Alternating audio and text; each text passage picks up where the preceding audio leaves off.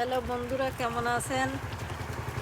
আমি আজকে খুব ব্যস্ত ছিলাম, তাই রান্নাটা আমার বাড়িওয়ালা করেছে। সবজি হয়ে গেছে, এখন আমি টক রান্না করছি।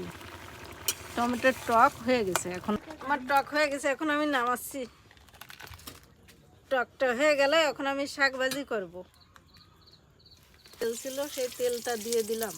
বেগুন ভাজির তেল শাক ভাজায় দিলে খুব ভালো লাগে, টেস্ট লাগে। এই তেলটা দিয়ে দিলাম। এখন আমি পেঁয়াজ দিচ্ছি।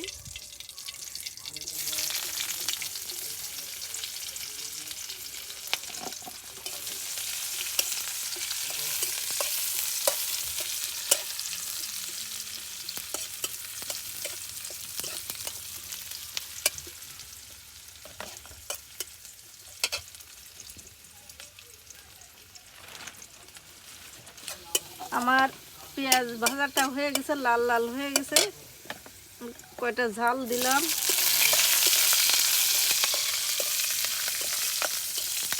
এখন আমি শাক দিয়ে দিচ্ছি। শাক হচ্ছে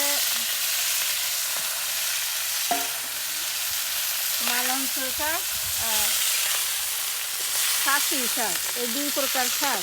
শাকটা আমি তোলা দেখাতে পারলাম না, কারণ আমি আজকে খুব ব্যস্ত ছিলাম, তাই দেখাতে পারিনি। আর একদিন রান্না করব বিভিন্ন ধরনের শাক তুলে, তখন আপনাদের তোলা দেখাবো। এই শাকগুলো আপনারা খাবেন, হাট বাজারে পাওয়া যায়।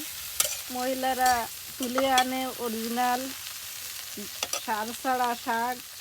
কোনো ভিটামিন আছে, কিন্তু কোনো সার নেই, বিনা সারের জিনিস। এগুলো খাবেন, দামি দামি খাবার শাক খান, কিন্তু এগুলো কম দামে পাওয়া যায়, বিনা সারের জিনিস। এগুলো আপনারা সবাই খাবেন, তো অনেক প্রচুর ভিটামিন আছে।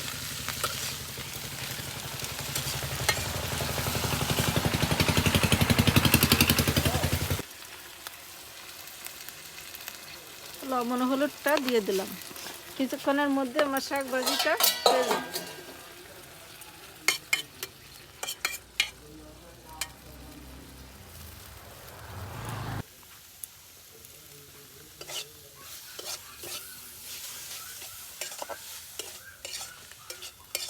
এখন আমি নামাবো।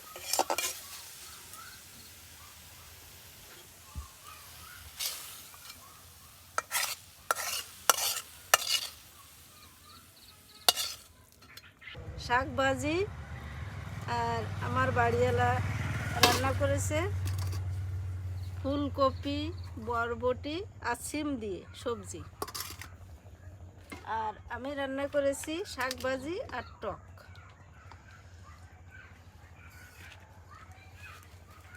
আগে আমি শাক ভাজি খাচ্ছি,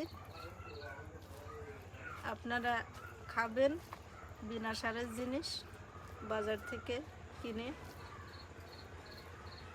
এতে প্রচুর ভিটামিন।